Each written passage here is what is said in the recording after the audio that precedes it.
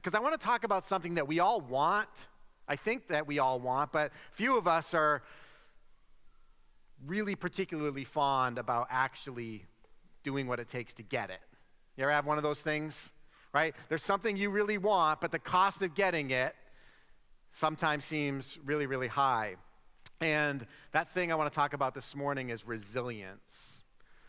That you and I were designed in such a way, and the very lives that we live require some measure of resilience. That we all are going to face something like adversity and adversities. Adversity that is going to come and go, adversities that are going to present themselves in our lives, sometimes for a moment, sometimes for an extended period, but there is just adversity after adversity after adversity, and what is needed, if we're going to remain healthy in those moments of adversity, is something like resilience. Mencius, this philosopher who was born about 400 years before the birth of Jesus, said, when heaven is about to confer a great responsibility on any person, it will exercise his or her mind with suffering, subject their sinews and bones to hard work, expose their body to hunger, and put them to poverty. It will place obstacles in the paths of their deeds so as to stimulate their minds, harden their nature, and improve wherever they are incompetent. What he's describing here is this way that, as far as he was concerned, heaven, or who we as Christians might confer to God, our maker, our creator, that when, or given the very fact that you and I were intended to live lives of purpose, and every single one of us is, that to ultimately live out and experience the fulfilling of that purpose for our lives, it is necessary for us to experience those things that will sharpen and refine and purify you and me so that we can actually accomplish that purpose. He talks about this great responsibility, right, that heaven confers on a person. And that sometimes, in order to prepare the person to handle that responsibility, it may be that they are given a portion of suffering.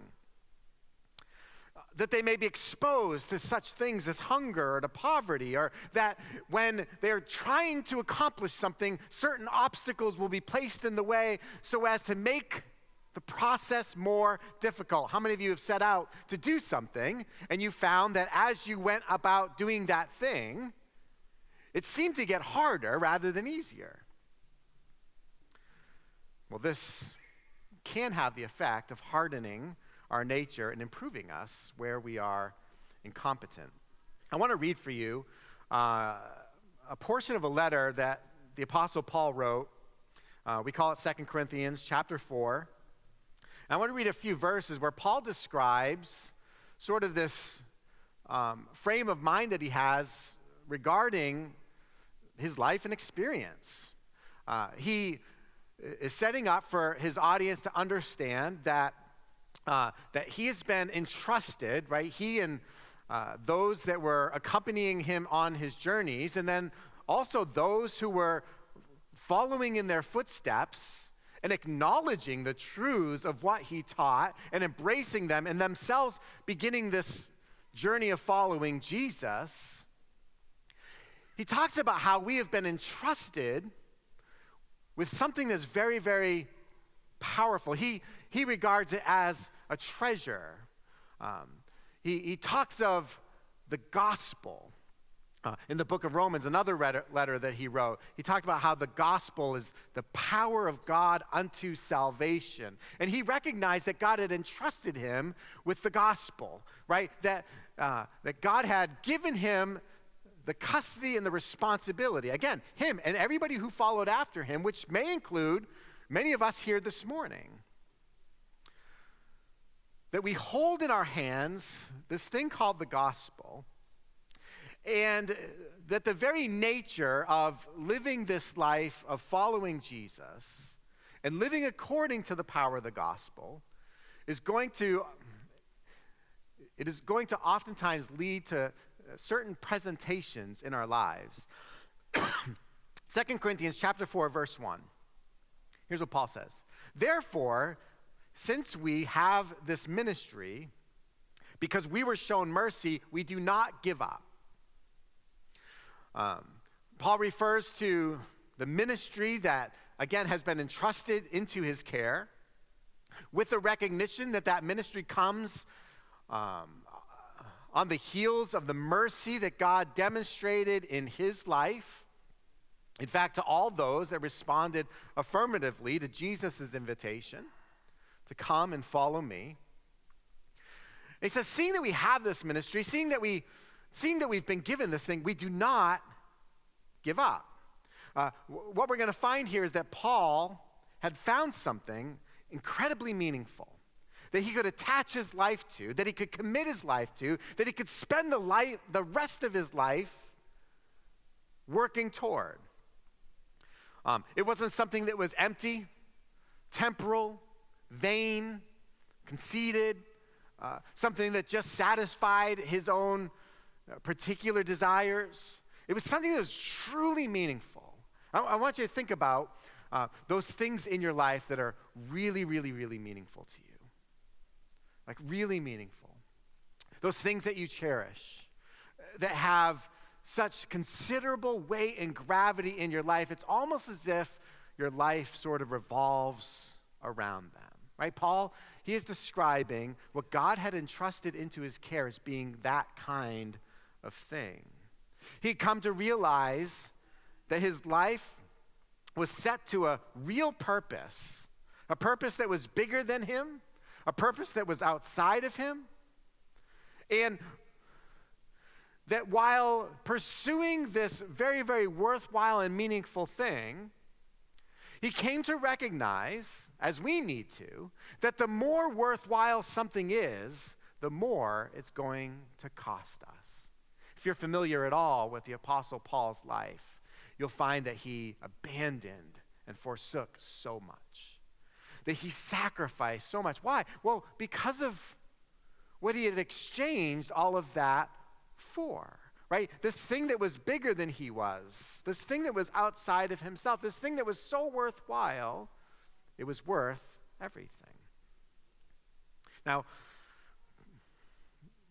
Paul was going to, just like every one of us is going to, like when you begin to think about that thing or those things that are really, really meaningful in your life, those things that cost dearly for you to handle with the kind of responsibility and care that they deserve, what is going to happen is along that journey, there are going to be exit points from which you can move away from a more deliberate, a more intimate kind of attachment to that thing. Like for Paul, as he set out in what God had called him to do, he was going to find that it wasn't easy, it was hard. And because it was so hard, sometimes so hard that like the harshness of it was practically indescribable, oftentimes compounding on itself. What Paul could have done is sought an alternative toward enduring the hardships of continuing on, and instead doing something else, of going another way. And if you have something in your life that's really, really precious, something that costs a lot for you to hold, you will, from time to time, be tempted to find some point of departure where you will no longer be subject to those incredible costs. A lot of times, like let's say for instance, you're a student and you begin the school year. with your heart set on achieving a certain level of academic excellence, right? You say, this is the year I'm going to buckle down. I'm going to study every day. I'm going to get all my homework done early.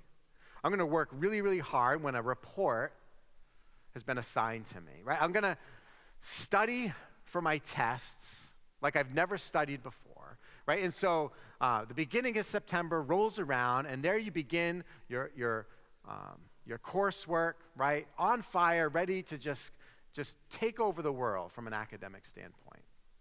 But then you find, like people will often find, it's hard. And sometimes the cost of preparing for a test that's coming 3 days from now, it costs you the opportunity to hang out with your friends tonight.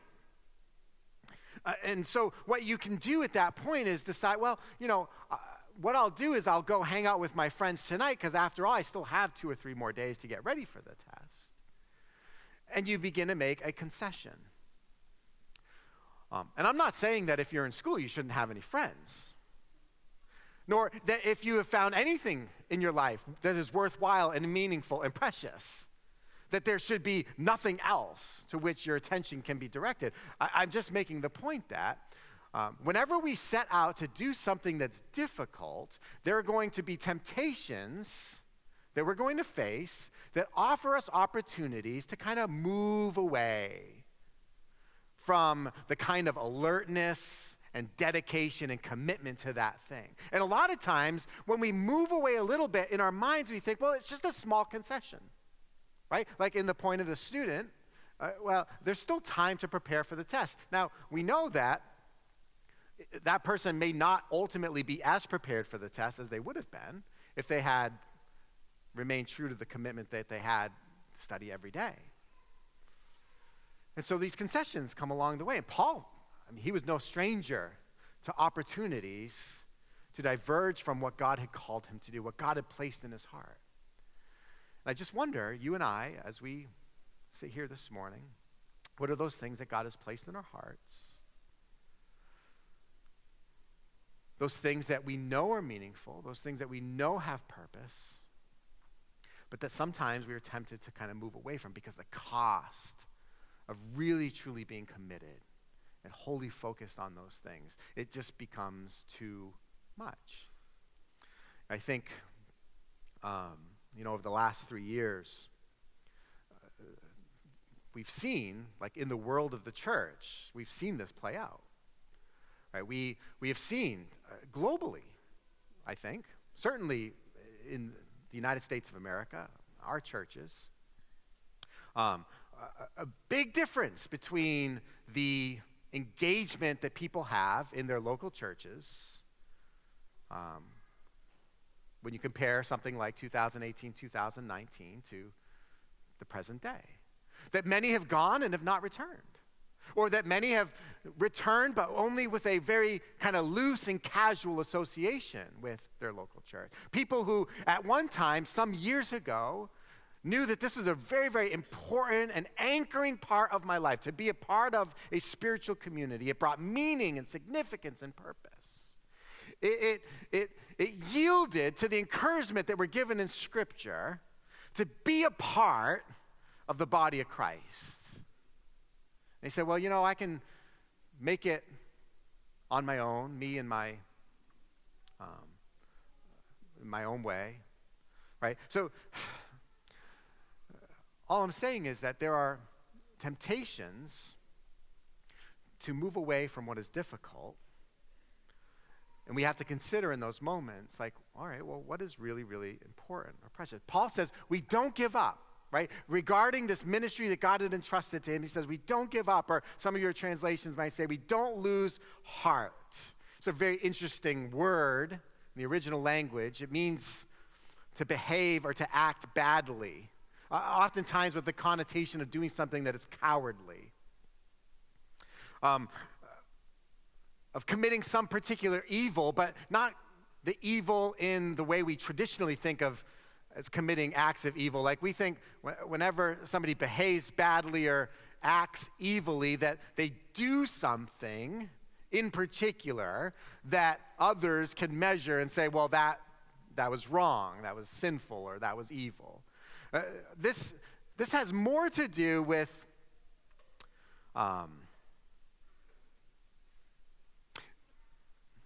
kinds of evil that we are often neglectful of, but oftentimes more guilty of. And that is all of those possibilities that are afforded us to do good that we fail to do. That there are times in which we are culpable or responsible to act in a good or positive way, but instead we fail to do that. And in our minds, like, we excuse ourselves, right? Because we didn't do something wrong. I didn't overtly hurt another person. I didn't act out and commit a wounding offense toward another. I did nothing. And this is kind of the idea that Paul is drumming up here. When he thinks about, here's the thing that God has called me to set my life on, and he says to abandon that, to walk away from, to even kind of like slip away a little bit, right? To lose heart, or to give up, or to give ground away, is in a sense not fulfilling what God has called me to do, what God has made me responsible for. A lot of us here today, if we needed to, we could probably find a whole bunch of people in our lives that could come and stand beside us and talk about how good we are, right? How little we do bad things. And again, sometimes we associate that idea with, well, I'm a good person, a moral person. I'm not doing in particular, these bad things that I could then be accused of. But I'm afraid that sometimes we fall into the trap of living this kind of trajectory of our lives where our character is more aligned with just kind of living neutrally and for our own benefit. Again, not overtly committing acts of evil, but also not really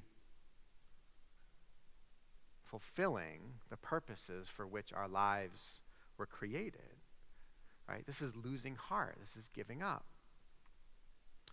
Paul and many others who are following Jesus, those of us here that are following Jesus today, there's a much easier path. Like when you talk about living life, the life of truly endeavoring to follow Jesus and all of what that means, I'll be honest, there are easier ways to do life. There are easier ways to live. There are paths that offer less resistance than the path that Jesus calls us to walk on. And so losing heart often means taking the easier path. It's deciding between these two ways in which we should go, right? One that is tumultuous, laden with obstacles, requiring surrender and sacrifice and other things that we prefer not to have to do, right? And then there's another road that, wow, it seems very wide, it seems very open, it seems very accessible. The way is smooth and straight, right? Like I can see way, way down. It's not like this other path that's kind of windy and narrow, and there's probably dangerous animals and snakes and other reptiles, along that path. There's probably rocky terrain that's going to require a higher level of physical dexterity for me to get right. Well, I'm going to go down the easier path. In fact, I just noticed this easier path. It has one of those really, really cool moving sidewalks. How many of you love a moving sidewalk? Huh? Right? One of the greatest inventions ever.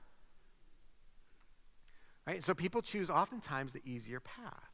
Paul says in verse 7, now we have this treasure. Okay, again, he's talking about the gospel, or the power of the gospel that's been entrusted to him, the work that God has done in his life and the work that God is calling him to do with his life. And he says, now we have this treasure in clay jars.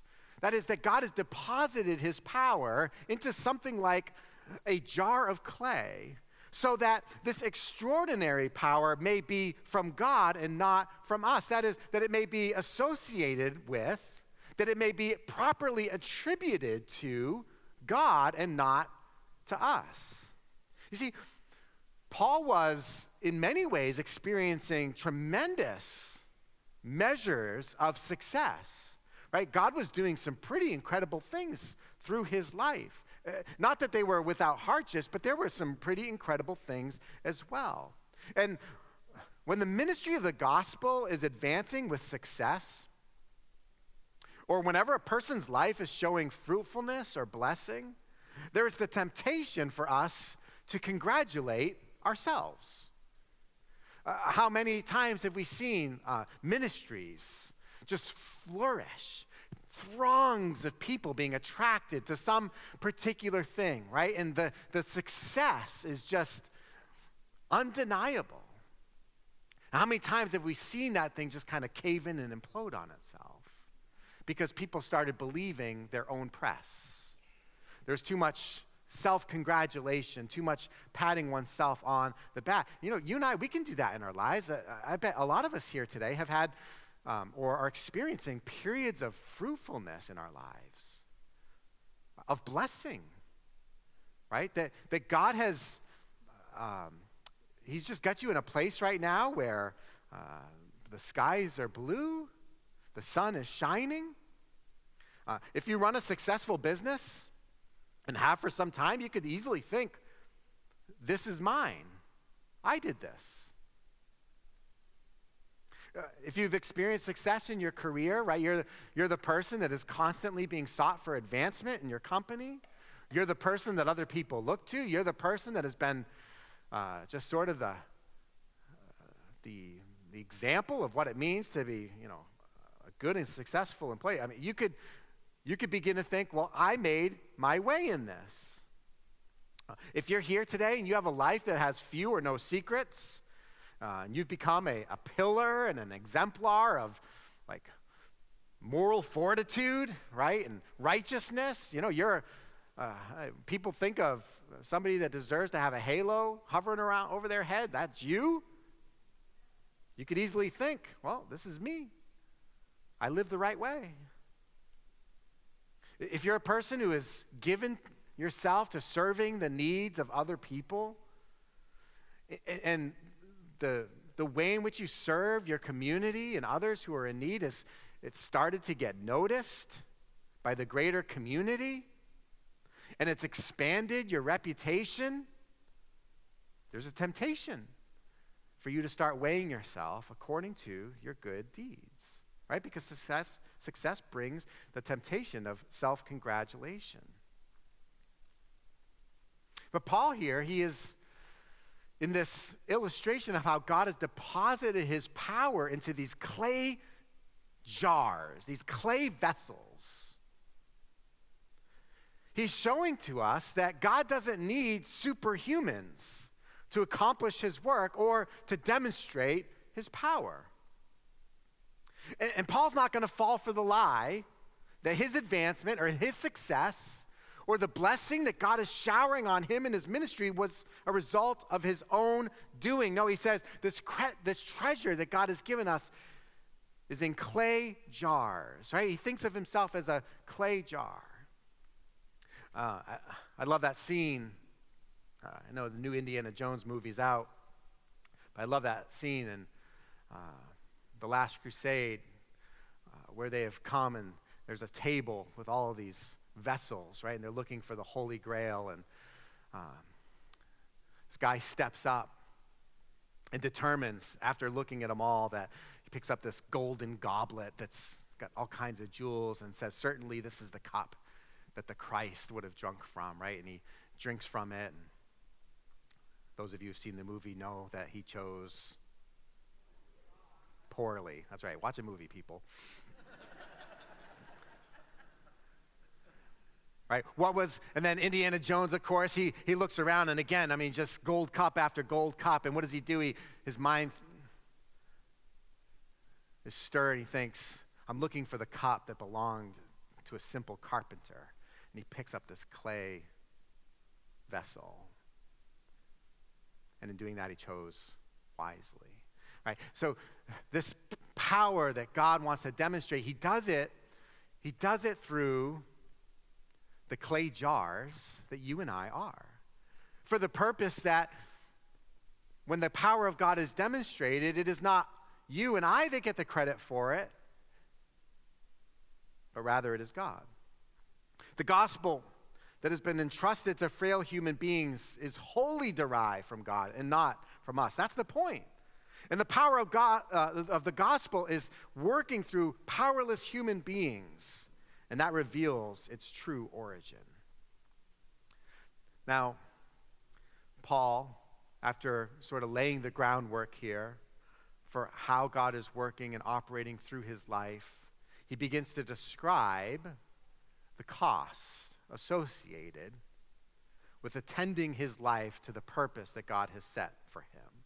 Verse 8, he says, we are afflicted in every way, but not crushed. And as we read through these, I just want for you to think about how this may represent an area of your life, an experience that you have had or perhaps are having at this very moment, that you'd say, I know what Paul is saying here. Paul, I feel you when you say, we are afflicted in every way, but not crushed. I feel that. I know that.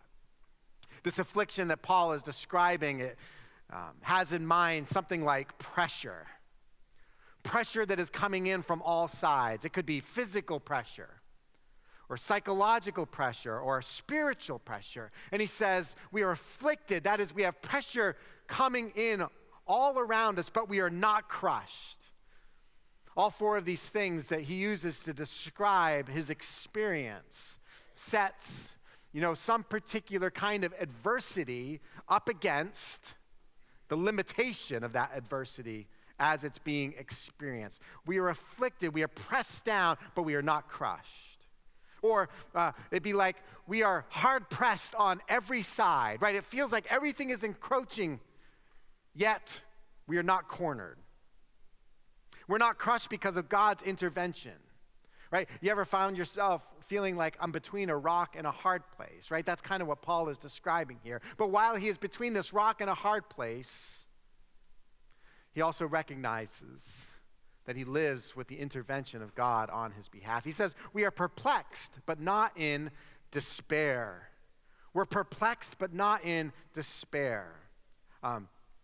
Like a batter in baseball who represents the final out for his team. His team is down by a significant number of runs. It all looks bleak and hopeless. And he already has 2 strikes on his count. And the pitcher keeps throwing pitch after pitch, and he keeps just fouling off one after another, after another, after another. That's, I think, a little of what Paul is describing here. Perplexed, but not in despair, right? The odds seem lopsided and completely against us, but you know what? We are not fully out.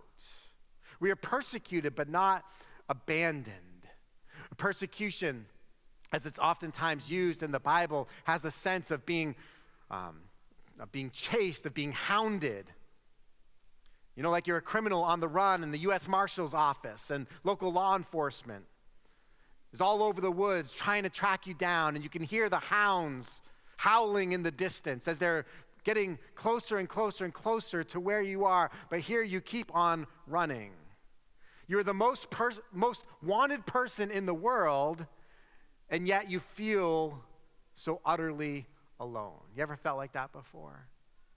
Like you are hounded, you are being chased from every side. It is almost as if you are the most wanted person in the world, and yet you feel so alone. Paul says we are like that, and yet not abandoned. Why? Because God never abandons us. He says we are struck down but not destroyed. Like a boxer who's been knocked to the ground, And the count begins and the bell rings and he staggers to his feet and makes his way back to the corner before the referee announces the number 10, and he lives on for another round. We are struck down but not destroyed. Down but not out. See, what Paul experienced in his life was, along with all of the blessing and all the incredible things that God was doing through his life, he experienced incredible adversity. He said in verse 10, we always carry the death of Jesus in our body so that the life of Jesus may also be displayed in our body. He's like, we walk around as a living testament to the suffering of Jesus. Like, you look at me, he's saying, and you can't help but be reminded of the kind of suffering that Jesus endured as he went to and as he hung on the cross. We carry the death of Jesus in our body. Paul wore the badge of adversity, demonstrating that the power of God was working through him. There is a spiritual truth that when God is truly at work in your life, and when God is doing his best work, you can almost count on a commensurate level of adversity, difficulty, and challenge that is going to accompany that great work.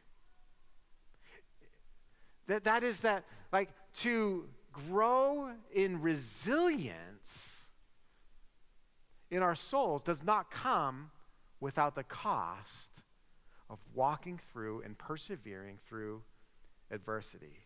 But what does Paul say in verse 16? Therefore, we do not give up. Even though our outer person is being destroyed, our inner person is being renewed day by day. For our momentary light affliction, if you had any idea what Paul walked through in his life, the last words that would come to mind as you were writing his biography is light affliction. The occasional mishap.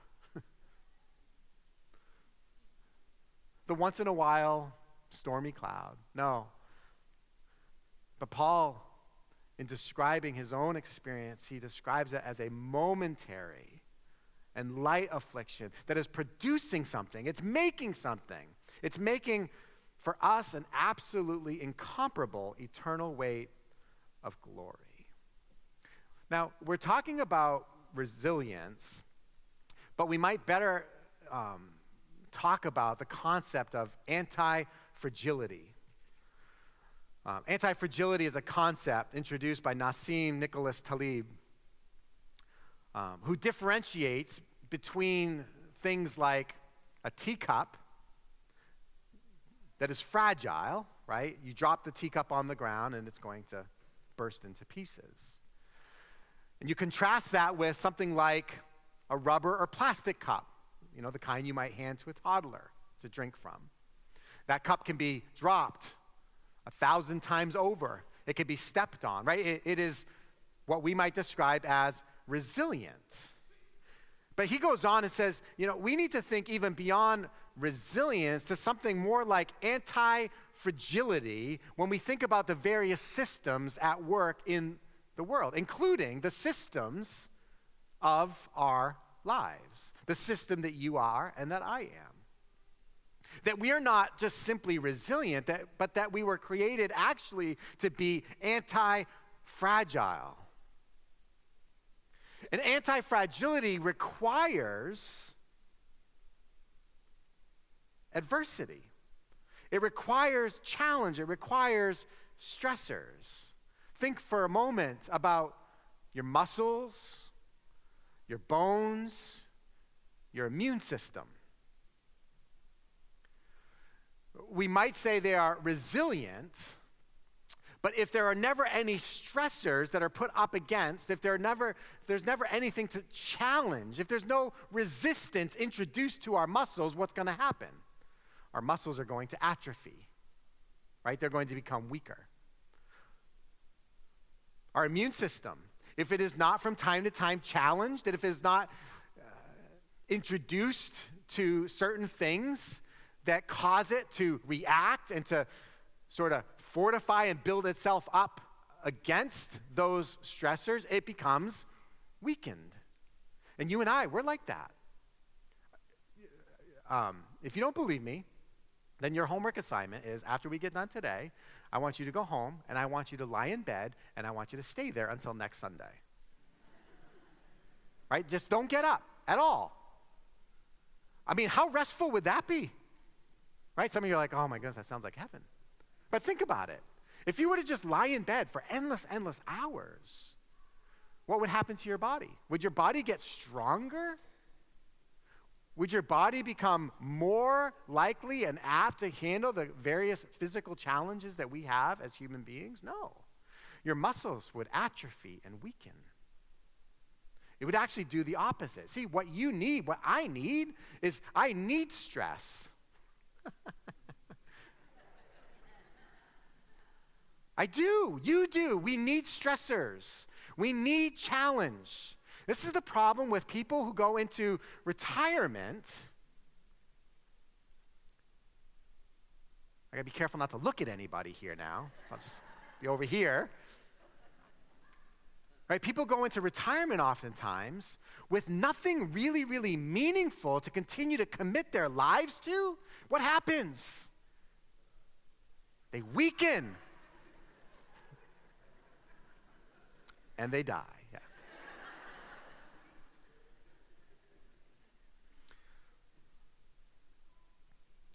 Talib said, wind extinguishes a candle, but energizes a fire.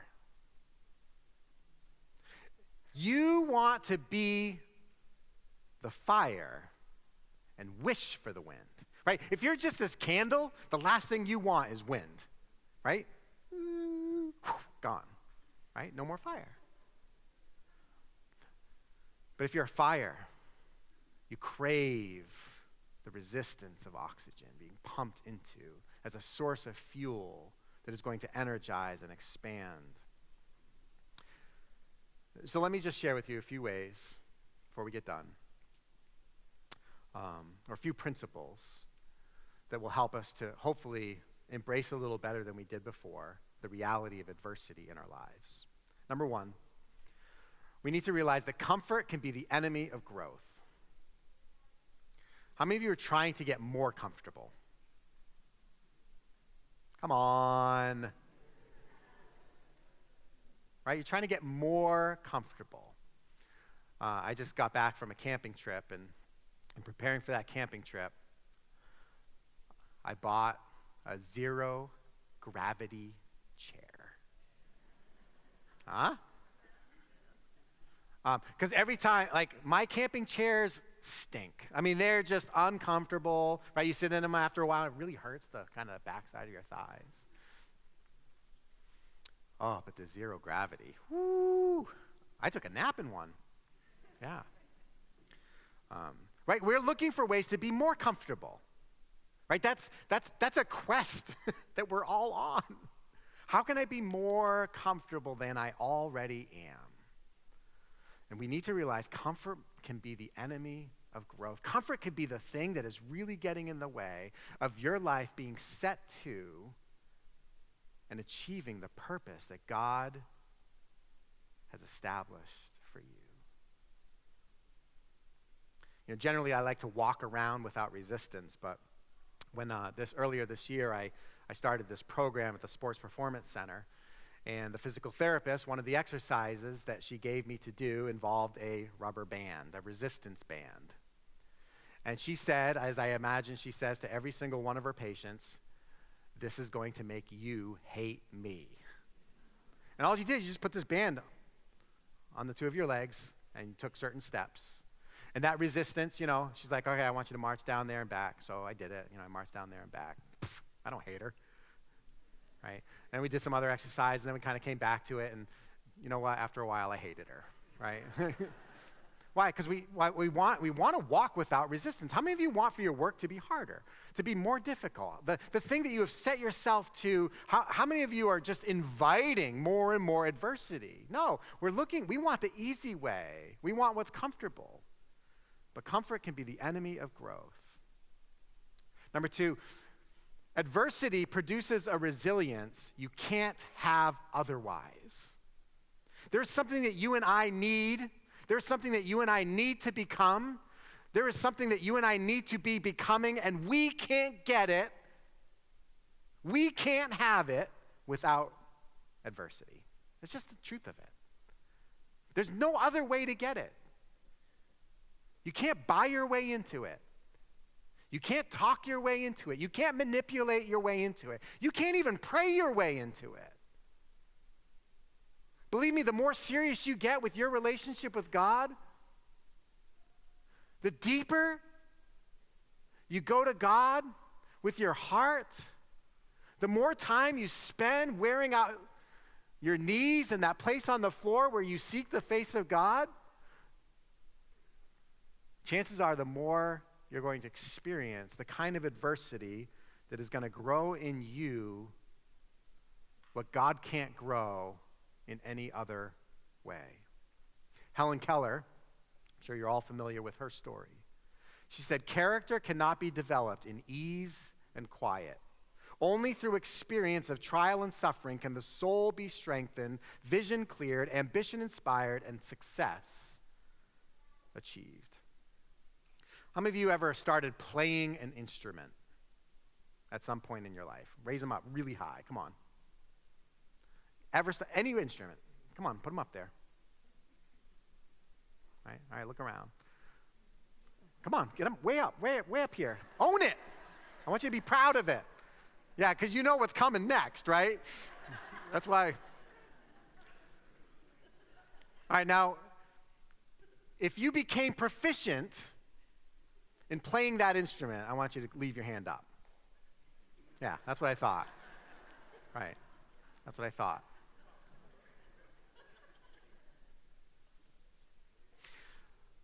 So I can bang keys on a piano. And sometimes you'll find me in my basement banging keys and singing, hoping that nobody hears what's going on. And so I had set out to teach myself piano, and so I bought the books. And the first lesson books in a piano course, they're very accessible. Dong, right? I mean, it's just like, put your fingers here and press this note, right? They're very accessible, and they're instantly gratifying, right? You get one of these books, and pretty soon you're going to be playing Jingle Bells like nobody's business. And some other pretty simple songs, right? And then at some point, you move from just kind of playing some notes with your right hand to like the occasional bass note with your left hand, right? Oh, now it feels like I'm making music. But as the lessons become more complicated, right? And you have to strain and bang and annoy everybody that's living with you as you work to master like a single measure of notes, never mind an entire song.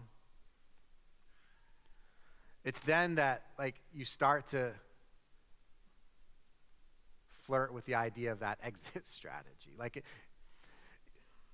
Is it worth what it's going to take for me to actually become proficient in playing the piano? Is it going to be worth the commitment? Is it going to be worth the exercise? Is it going to be worth the calluses? Is it going to be worth the time that I can't now do other things with so that I can ultimately play a song? We tend to choose the easy way. My piano, I have a digital Yamaha piano we bought many years ago, and it has a whole bunch of preloaded classical and impossible to play pieces, impossible to me. All I gotta do is play that button, right? All of a sudden Beethoven shows up in my house. And I didn't have to stress, right? We look for the easy way. We let our lives flow like water. Water always flows downhill. Water always finds the path of least resistance to work its way until it found its level. To get water to go uphill, you got to pump it or you got to carry it, right? It requires energy and deliberateness to move the water from here to there. And the same goes with our lives. If we're going to move our lives upward, if we're going to actually advance, if we're going to be proficient in living out the lives that God has designed for us, We got to be ready for the resistance, for the adversity that's going to come our way, to embrace it and acknowledge how it is building us into what God wants us to be. The world has made almost everything easy for us, right? Almost everything. I just got back from camping, 5 days of camping in a tent. And this campground is pretty cool. It's got a water park. Does that make it not camping or what?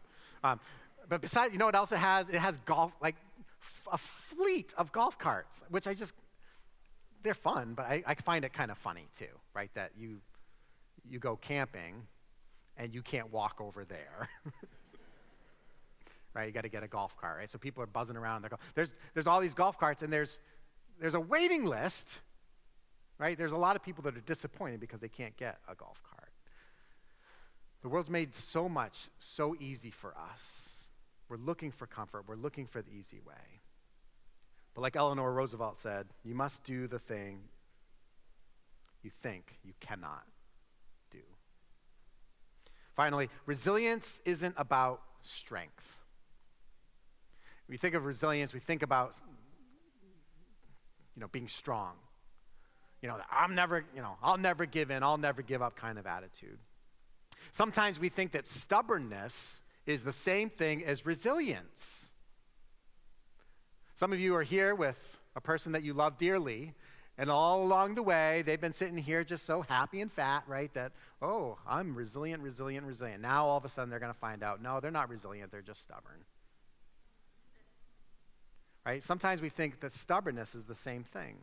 Some people can be so stubborn, they can be so persistent that they will carry on even when there's nothing to gain. Right? Often just to prove that they can't be beaten and for no other reason. You stay in a toxic relationship because it would make you look weak and like a quitter to walk away from it. Or you don't quit the job that's sucking the life out of you because, well, you're not a quitter. You say yes to yet another activity that you put on your calendar because you're not the kind of person who's going to shy away from a challenge. Resilience isn't stubbornness. Resilience is perseverance over time. It recognizes when a challenge is worth enduring because it will result in the kind of growth that can't come otherwise.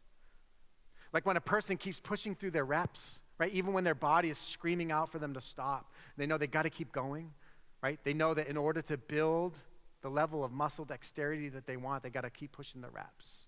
But it's the difference between that and the wisdom to know when it's time to bow out, like putting more weight on or continuing on with the physical activity that is only going to cause injury. And so I close with these questions this morning. Things for us to think about. Where are you feeling little resilience? Where has adversity seemed to kind of get the better of you, and you recognize this as an area where you need more resilience in your life? And what can you do to build it up? In what ways are you seeking comfort instead of training with resistance? Are you mindlessly just watching something on a screen for hours when you might be better off reading some long-form articles or a book, or in other ways kind of developing your mind to think about important things? In what ways are you seeking comfort instead of training with resistance? And finally, what is getting in the way of you being the creator that God has called you to be? God has called us to make, to create. Again, that our lives have meaning and purpose. What's getting in the way of you making good things? Of you living out the purpose for which you were made?